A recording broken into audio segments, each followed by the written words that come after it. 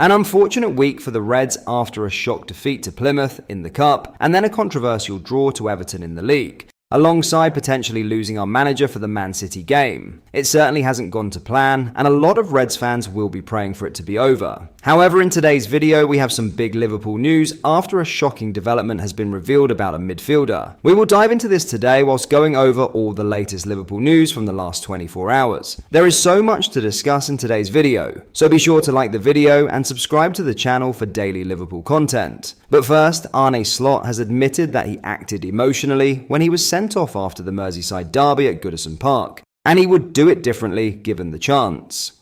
Liverpool's head coach couldn't help but vent his frustration after the Reds conceded late in injury time to drop 2 points at Everton on Wednesday night. Speaking to media for the first time since his post-match red card at his press conference on Friday morning, Slot didn't elaborate too much, saying, "That is an ongoing process now, and I think I have to respect that, so I can't go into details." Asked why he thought he was sent off, the coach responded, "I think what happened was that the extra time intention of 5 minutes that ended up being 8, there happened a lot. The emotions got the better of me, and if I could do that differently, if I could look back, I would do it differently."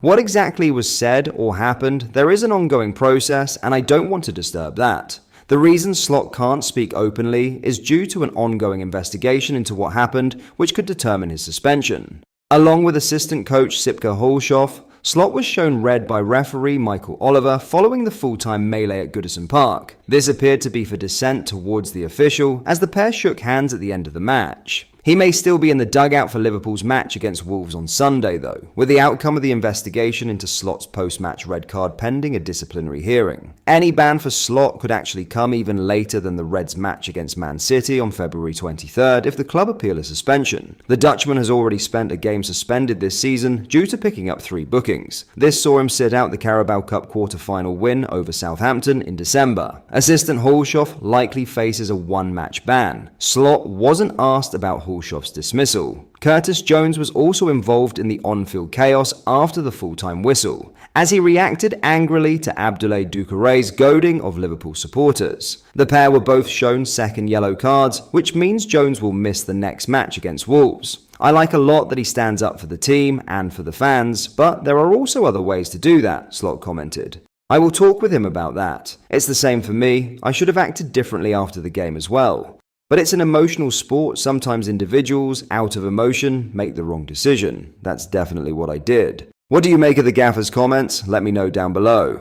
Now in some huge Liverpool news, a shocking development has been revealed as Liverpool could be without midfielder Tyler Morton for the rest of the season after surgery on his shoulder, but the 22-year-old has given a positive update. The Reds find themselves in a much stronger position when it comes to injuries than their Premier League rivals, with only 2 confirmed absentees at present. While Curtis Jones is suspended and Cody Gakpo is a doubt for the visit of Wolves on Sunday, the only other issues come with Morton, shoulder, and Joe Gomez, hamstring. Both can be considered long-term injuries, with Academy graduate Morton undergoing surgery to correct a shoulder issue earlier this week. And in an update on Instagram, the youngster confirmed that the operation went well, thanking supporters for their well wishes ahead of a lengthy spell out. While Arne Slot's initial update ruled Morton out for 4 weeks or maybe even longer, the expectation is that he will in fact be sidelined for up to 3 months. That means he will miss most of the remainder of the season, with a return in mid-May ruling him out of as many as 20 games depending on Liverpool's progress in the Champions League. It could see him return to availability for the final game of the Premier League campaign at home to Crystal Palace, but it is unlikely he will be considered unless Liverpool are facing an injury crisis elsewhere in their midfield.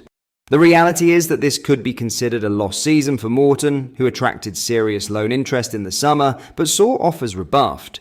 Middlesbrough had considered a permanent move at the end of the winter transfer window, but were unwilling to meet Liverpool's price tag, and, according to the Mail's Lewis Steele, the decision was then made to arrange his surgery. Morton had carried his shoulder injury since December and was being managed through the pain, but Slot's faith in James McConnell helped convince him he could continue without the number 80. The expectation is that Morton will leave Liverpool in the summer, with clubs from the Championship likely to hold interest in a permanent deal. If he does depart, it will come after 16 years with the club, and as it stands, 14 outings for the first team, including 9 starts, 2 in the Champions League and 1 in the Premier League. What do you make of this? Let me know down in the comments. Before we get into the next story, if you are enjoying today's video, please drop a like down below and subscribe to the channel for daily Liverpool content. Thank you, let's get back into the video.